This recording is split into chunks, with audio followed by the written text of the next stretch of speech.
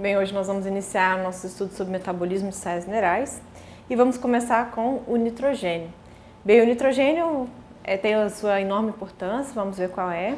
Vamos ver as formas de assimilação de nitrogênio pelas plantas, né, o seu uso por elas no seu metabolismo e vamos comentar um pouquinho sobre alguns tipos de interações que as plantas apresentam para melhorar ou ser possível esse tipo de assimilação. Bem, o nitrogênio é inquestionável a sua necessidade, né, para a fisiologia da planta e de todos os organismos vivos. Ele é um componente importante estrutural de várias moléculas vitais, como os aminoácidos, né, que apresentam então pelo menos uma molécula de nitrogênio na sua estrutura. Também os componentes do DNA e RNA apresentam nitrogênio, né, nas suas estruturas. Também olha aqui, né, a quantidade de nitrogênio em uma adenina nos ácidos nucleicos, sendo então vital para a formação de toda o DNA e todas as proteínas presentes no corpo de uma planta ou de um organismo vivo qualquer. O nitrogênio ele se encontra em abundância na atmosfera, aproximadamente 70% do ar que a gente respira é composto de nitrogênio, mas ele é unido entre os dois átomos por uma tripla ligação. E essa ligação é extremamente forte e estável, a ponto de ser bastante difícil de ser quebrada para que esse nitrogênio se incorpore a outros compostos orgânicos. Então, o nitrogênio atmosférico está disponível, não há limitações alguma, e ele pode entrar dentro do ciclo biogeoquímico do nitrogênio, então, através de fixação atmosférica, que é através da atuação da camada de ozônio, que são compostos muito reativos, de raios, relâmpagos, que podem tornar disponíveis esse nitrogênio. Pela fixação biológica, que é o que nos interessa mais hoje na aula, né, que são organismos que conseguem fixar esse nitrogênio, que sejam bactérias simbióticas ou organismos de vida livre, ou, né, então, classificadores de nitrogênio de vida livre, através da fixação biológica. E esse material agora fixado, né, esse nitrogênio fixado na forma de amônia, ele pode ser convertido no solo por micro-organismos na forma de nitrito e na forma de nitrato, que é a forma mais assimilável pelas plantas. Então está aqui, né, eles são mobilizados para a planta, ou eles podem ser imobilizados e ficar ali presos no solo. Essas raízes então vão absorver e vão incorporar esse nitrogênio na sua biomassa, que vai ser consumido e vai entrar dentro então da cadeia aí ecológica. Muito bem, então o nitrogênio ele pode entrar dessas várias formas. Um dos processos atualmente que tem entrado bastante nitrogênio dentro da atmosfera terrestre é através da fixação industrial.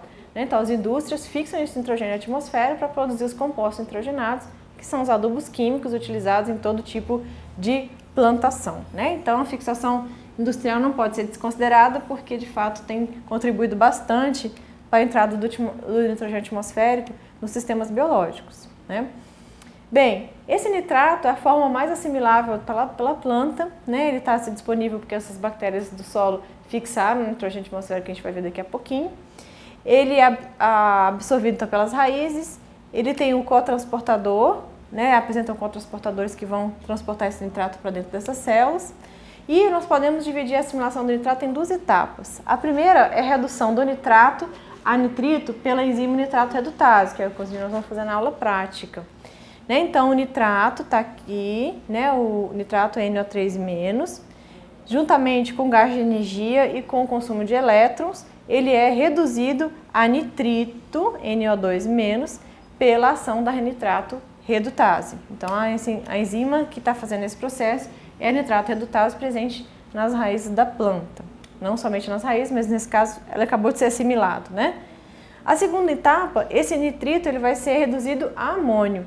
Esse amônio, então está aqui a reação, o nitrito, NO2-, vai ser reduzido a amônio, exatamente com a doação dos elétrons da ferridoxina redutase, lá da fotossíntese que nós vimos, essa proteína importante, e a enzima que vai fazer esse processo é a nitrito redutase.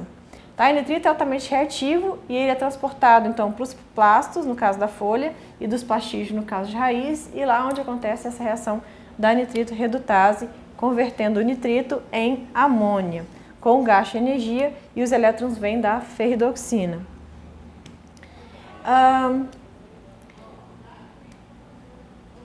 Esse amônio ele tem uma certa toxicidade, ele precisa ser imediatamente assimilado a aminoácidos e a principal rota de assimilação desse amônio aos aminoácidos é a glutamina sintetase e o glutamato sintetase.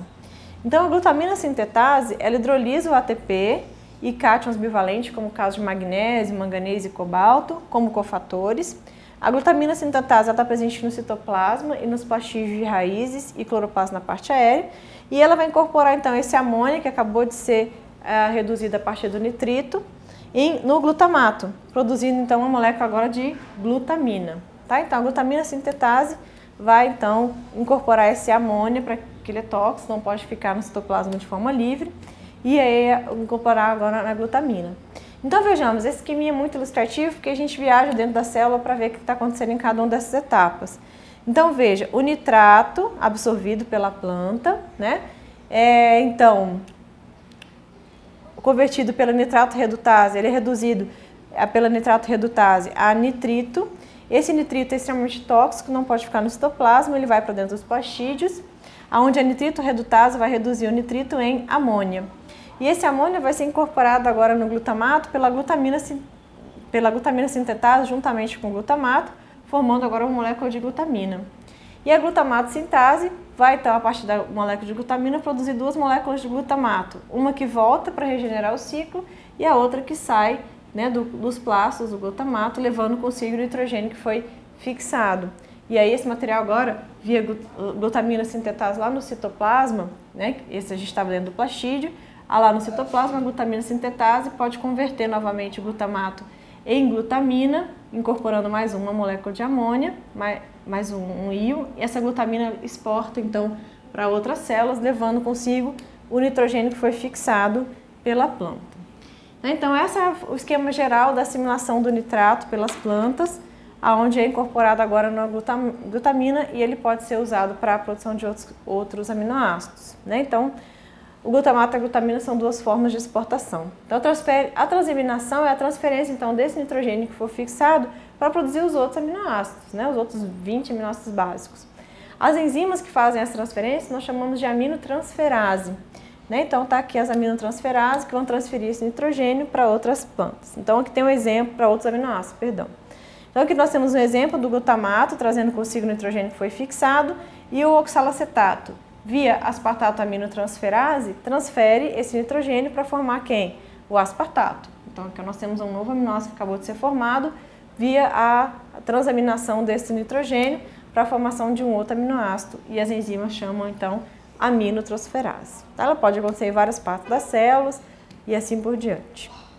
E aí, dá a produção dos diversos tipos de aminoácidos a partir de esqueletos carbônicos básicos, né? Como o caso aqui, o piruvato vai dar origem à alanina, leucina e a valina, né? Os aminoácidos aqui aromáticos a partir do oxalacetato, que produz aspartato, que por sua vez é precursor da formação da lisina, metionina e tirosina e assim por diante. Bem, a fixação biológica, que é então o que chama mais a atenção dessa questão da importância do nitrogênio e desses micro-organismos, nós temos a fixação feita por organismos que têm simbiose com outros e organismos de vida livre. Né? Então, os organismos simbióticos, nós temos aqui a associação com leguminosas, que é o mais conhecido de todos, né? E aqui alguns gêneros de bactéria, inclusive o Rhizobium, que faz esse tipo de associação.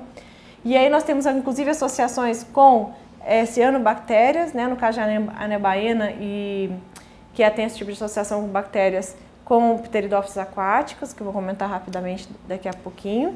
E as bactérias de vida livre, nós temos aqui as cianobactérias, que também apresentam essa fixação de nitrogênio e são de vida livre, né? Então, nós temos aqui algumas bactérias aeróbicas e anaeróbicas e facultativas, que apresentam também essas propriedades de fixação de nitrogênio e são de vida livre no solo.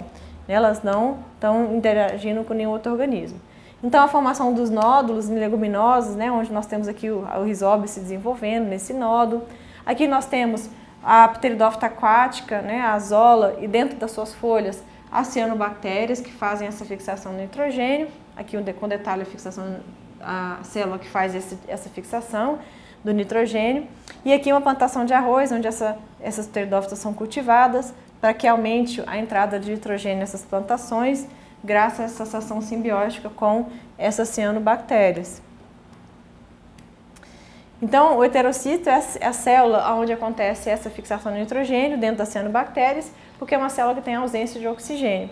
A enzima que faz essa fixação, que é a enzima chamada nitrogenase, ela é inativada na presença de oxigênio. Então, não pode acontecer numa célula que fotossintetiza, por exemplo. né? Então é uma célula especializada, heterocício, parede extremamente espessa, que evita com que haja então o contato com o oxigênio e a inativação dessas enzimas.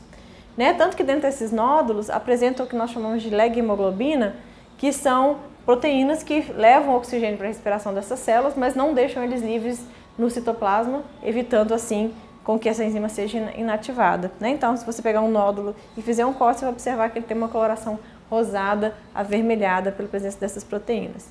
Aqui mais um detalhe de nódulos presentes em raízes de feijoeiros, e dentro desses nódulos ali, milhares de bactérias fazendo essa fixação do nitrogênio. Esse nódulo é formado porque essas bactérias elas entram através dos pelos radiculares, cria-se um canal de infecção, onde essas bactérias vão proliferando ao longo dessa migração e assim formando os nódulos. Como que as bactérias acham, né, as raízes para fazer essa associação? É através de sinalizadores que essas plantas liberam, que são os flavonoides, e betaínas, que sinalizam para as bactérias a presença dessas raízes que permitem esse tipo de associação simbiótica. Então, como eu comentei com vocês, a enzima que faz esse processo é a nitrogenase, né? Também com elétrons vindo da ferridoxina reduzida, ela tem duas subunidades, uma com ferro e a outra com ferro e molibdênio, que transfere esses elétrons para o nitrogênio atmosférico para a produção então de amônia, tá? Essa amônia então pode ser agora incorporada em outros compostos nitrogenados importantes para a planta. Mas vejam que o gasto energético é alto, para cada átomo de nitrogênio fixado, são gastos 16 ATPs para esse processo da fixação. Então aqui novamente um detalhe da nitrogenase, os elétrons oriundos da ferridoxina, com gasto de energia, são transferidos então pelas subunidades ferro-proteína e ferro-molibdênio-proteína, levando então ao átomo de nitrogênio e a ser reduzido a amônia. Então esse processo de redução, essa amônia agora pode ser assimilada pela planta. Aqui só um esqueminha, né, mostrando essa fábrica de fato.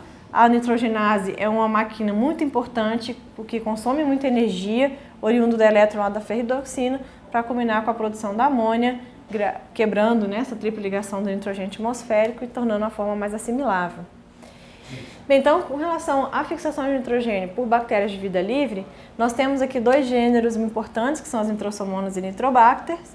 As nitrosomonas transformam amônio em nitrito e as nitrobacters transformam esse nitrito em nitrato, que é uma das formas de formas assimiláveis de nitrogênio pelas plantas que não têm interações simbióticas. E por fim, nós temos aqui esse slide comparando como a estratégia de aquisição do nitrogênio em duas plantas que têm nódulos